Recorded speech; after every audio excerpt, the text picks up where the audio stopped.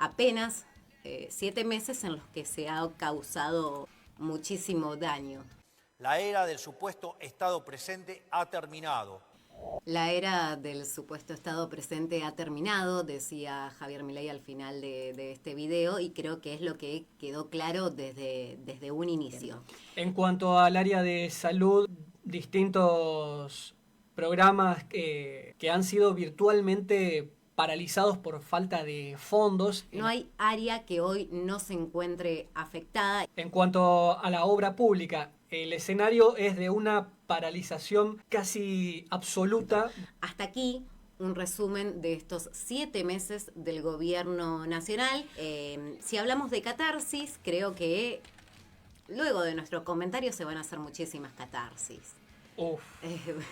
Tenemos hoy un inicio de programa especial porque hoy, recordamos, estamos 10 de julio. Así es. Y se cumplen 7 meses desde la asunción del gobierno nacional con la presidencia de Javier Milei y la vicepresidencia de Victoria Villarruel.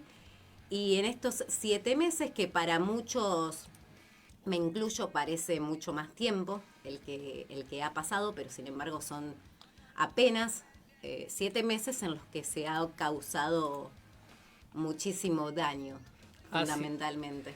Así es. Para la ocasión tenemos preparado un informe, un video primero, un informe especial con una cantidad de datos, intentando ser lo más gráfico posible en un informe que tiene, por un lado, una cronología de los hechos más relevantes y en una segunda parte les vamos a ir detallando una cantidad de datos, sobre todo en materia económica, pero en lenguaje comprensible, ¿no?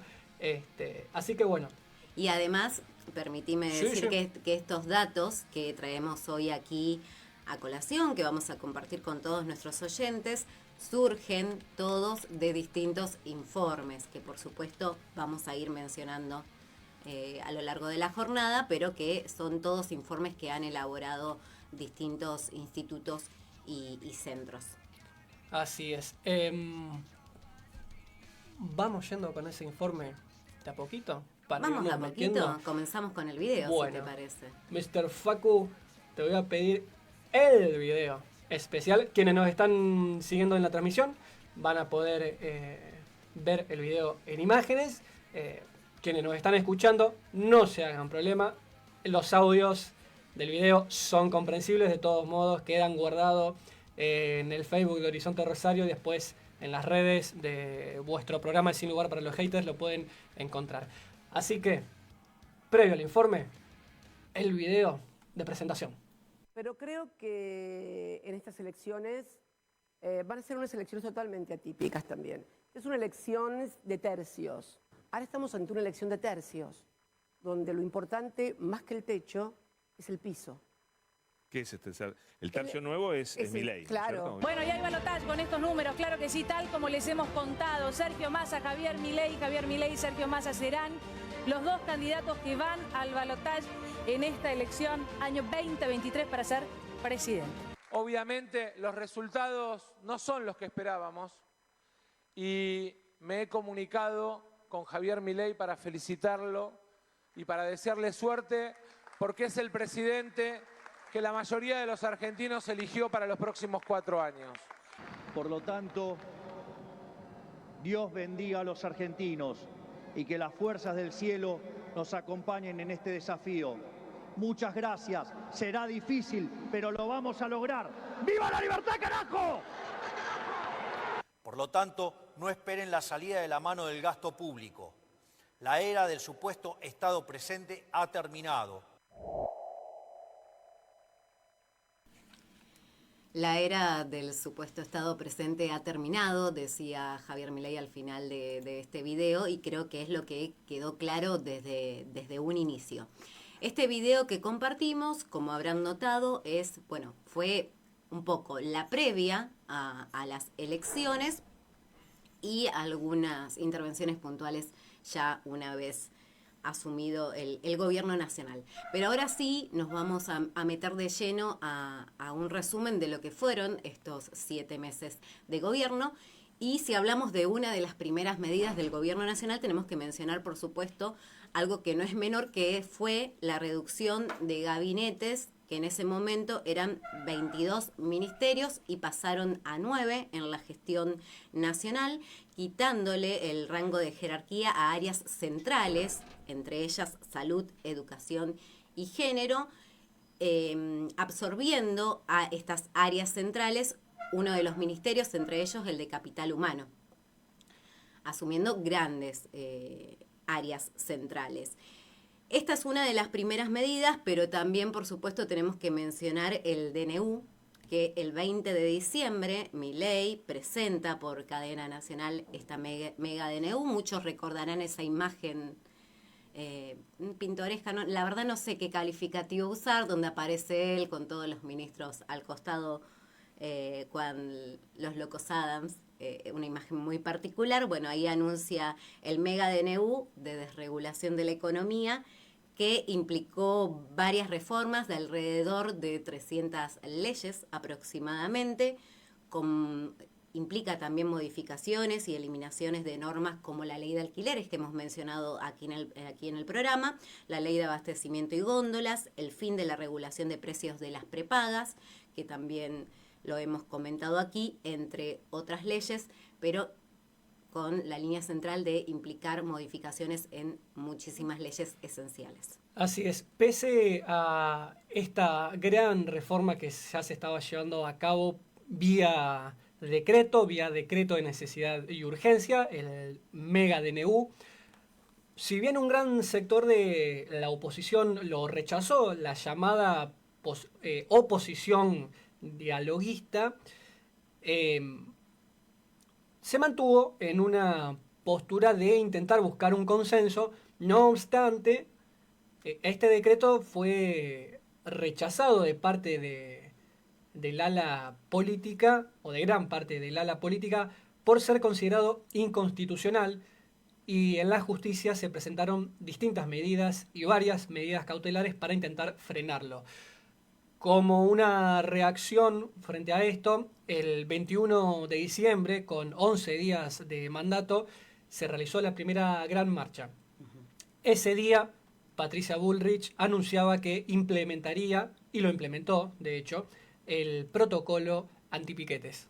Exacto. Recién hablábamos que el 20 de diciembre se presentaba por cadena nacional el mega DNU, pero también tenemos que hablar, por supuesto, de la ley Bases, que sigue generando implicancias y que lo va a seguir haciendo por largo tiempo. Esta ley que han aprobado, el 27 de diciembre el presidente envía al Congreso Nacional la ley Bases, en ese momento denominada Ley de Bases y Puntos de Partida para la Liberación de los Argentinos, que es el punto central del plan económico que viene a implementar el gobierno de Javier Milei. El primer punto de esta ley declara la emergencia pública en materia económica, financiera, fiscal, administrativa, previsional, tarifaria, sanitaria y social. Esto es hasta el 31 de diciembre del 2025, y en ese sentido estipulaba una serie de normas y la necesidad, según el gobierno, de la delegación de las facultades para poder tomar las medidas que consideren pertinentes por un año y prorrogable a otro año más. Y también incluye esta ley Bases un paquete fiscal para reducir drásticamente el déficit, la reforma administrativa del Estado, un esquema de privatizaciones de empresas públicas, que fue también uno de los puntos muy debatidos dentro del debate, valga la redundancia, tanto en diputados como en senadores, y cambios sustantivos en materia de educación, seguridad y código civil es lo que lleva adelante o lo que propone esta ley Bases. El 24 de enero, recordemos, 35 días después de la asunción presidencial de Javier Milei, la CGT lanza o realiza el primer paro general contra el gobierno de Milei. Así es. El 31 de enero, una semana después, se comenzaba a debatir en diputados este proyecto de ley ómnibus que se redujo a un poquito más de 300 artículos. largas exposiciones, muchísimos oradores y luego de 3 días de un intenso debate, la votación en general contó con una aprobación con 144 votos a favor y 109 en contra. Con la particularidad que tanto se debatió e intentábamos pasar en limpio en los distintos medios, que nunca había quedado en claro cuál era la versión del dictamen votado, y esto fue muy marcado por distintos diputados nacionales de la oposición, que había un clima escandaloso en este sentido. Bueno, y esto no era muy claro el dictamen porque mientras diputados y diputadas exponían el texto, en medio de la exposición, este texto de proyecto seguía siendo modificado. Bueno, luego de la votación, uno de los mayores inconvenientes es el 6 de febrero, cuando se tiene que pasar a lo que es la votación en particular, porque una cantidad de legisladores de esta oposición dialoguista que buscaba consensos, dijo que iba a bajar algunos incisos y en eso se encontraba rechazar el capítulo de privatizaciones. Así es. Y mientras todo esto ocurría, recordemos que Javier Milei se encontraba de gira oficial por Israel, que también durante estos 7 meses ha realizado distintos viajes, sus prioridades son otras. Y mientras él estaba de gira por Israel, por supuesto seguía el debate de lo que ocurría en relación a la ley bases. En ese momento, bueno, consideró que el espíritu central de esa ley que habían armado se había desdibujado y desde afuera, bueno, indica que no, que se vuelva, que esto no se iba a votar de esta manera. Pero también aquí lo hemos hablado, los legisladores interpretaron mal lo que Javier Milei les dijo, pensaron que seguía la votación en general y que lo que se iba a discutir era la votación en particular. No entendieron nunca que el proyecto volvía a foja cero y ahí es cuando se da esa primer derrota, si se quiere, para el gobierno presidencial. Y luego de esto va a venir el ataque, el contraataque hacia los gobernadores, a quien Javier Milei responsabilizaba por la no aprobación de la ley bases, diciendo que los gobernadores habían incitado a los diputados para que votaran en contra. A partir de allí comienza la persecución, bueno, los famosos audios de los voy a dejar sin plata, los voy a fundir a todos, que por supuesto recordarán muy bien. Y comienzan las medidas. El 8 de febrero se elimina el Fondo de Compensación al Transporte que subsidia las tarifas de colectivos en el interior, impactando de manera significativa hasta el día de hoy. Bueno, eso explicó muchos aumentos, por ejemplo, en la ciudad de Rosario, de un boleto que hasta hace poco costaba, unos cuantos meses atrás, era de 300 pesos. Hoy en día está a punto de superar la barrera de los 1.000 pesos. Uh-huh. Como represalias, como este paquete de castigo por la no aprobación de la ley bases en un principio, al día siguiente de eliminar el subsidio al transporte, lo que hace el gobierno nacional es otra medida drástica y muy dolorosa, porque deja de enviar a las provincias los recursos del FONID, esto es el Fondo Nacional de Incentivo Docente. Y el 17 de febrero, según el Observatorio Social de la UCA, ya viendo un primer panorama de una batería de medidas que eran regresivas o de un sensible congelamiento en destinar una cantidad de partidas, el Observatorio Social de la UCA lanza un informe en el cual anuncia que la pobreza ya se había disparado al 57%, registrando la peor marca de los últimos 20 años. Ya en enero, es el INDEC el que confirmó que había una inflación mayor al 20% y que si se sumaba al 25% de diciembre, bueno, había un escenario que era más que preocupante por delante.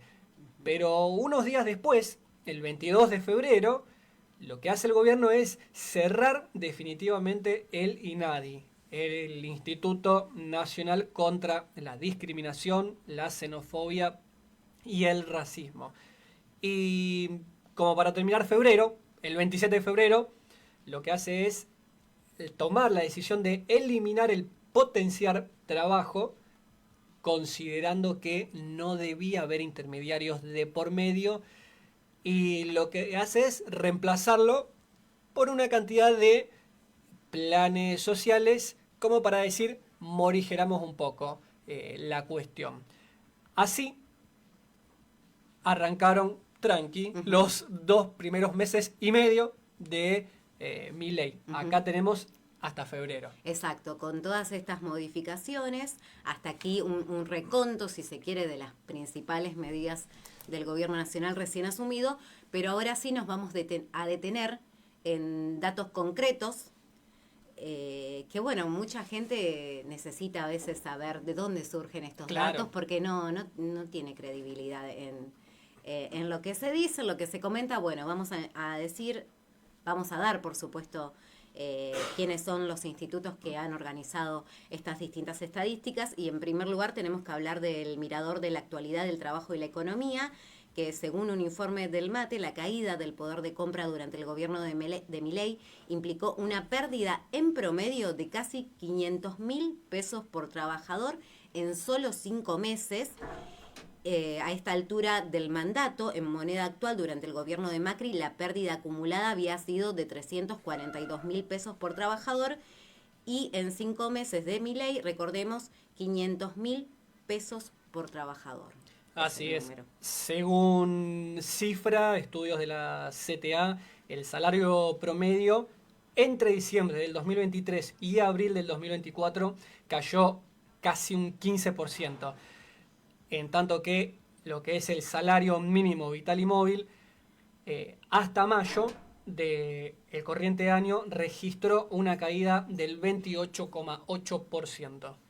Por otro lado, según informes elaborados en base a la Superintendencia del Riesgo de Trabajo, en el universo de la dinámica laboral y empresarial, en los primeros 4 meses hubo una reducción de 3.559 empleadores. En los primeros 4 meses, volvemos a repetir, y se perdieron 136.160 puestos de trabajo registrados en 3 meses. Para mayo, una jubilación mínima fue un 6% menor que el año anterior, y para el resto de las jubilaciones se registró una caída del 14%. También tenemos que mencionar que según un estudio del Instituto de Economía Aplicada de la Universidad del Este, el superávit fiscal se explicó por un ajuste del 67% a servicios sociales y un recorte del 32% a lo que son las jubilaciones. En materia de los sectores más importantes de la actividad económica, se registraron fuertes caídas en el área de industria, comercio y construcción. Por otro lado, según el INDEC, el primer trimestre del año registró una caída del 5,3% acumulada en la actividad económica. La actividad instalada de la industria cayó 13 puntos. Recordemos que en noviembre registraba 66,4% de máquinas en funcionamiento y actualmente el dato es del 53,4%. El registro es peor que lo revelado incluso durante la pandemia del 2020. En el área de cemento, el despacho de cemento, en el mes de junio cayó un 32,8% en comparación con junio del año pasado. En cuanto a la pobreza, según un informe del Observatorio de la Deuda Social de la UCA, la pobreza en el primer trimestre del 2023 era del 38,8% y en el primer trimestre de este año ascendió a 55%. En tanto, la indigencia del primer trimestre del 2023, recordemos, era del 8,8% y en este primer trimestre del año fue del 19%. Este informe que mencionábamos indica que estos significativos aumentos durante el primer trimestre de este año se explican por los cambios regresivos en términos de bienestar, aumento de la desigualdad, caída del ingreso y pérdida de empleos. Entre febrero y abril de lo que va del año, los aumentos de las tarifas de energía fueron de entre 300 y 400%. Esta aceleración se trasladó automáticamente a los costos. Recordemos que desde diciembre hasta el día de hoy, alimentos y bebidas registraron un aumento del 104%. Según un informe de la Bolsa de Comercio de Rosario, Argentina registró el consumo de carne vacuna más baja en 110 años.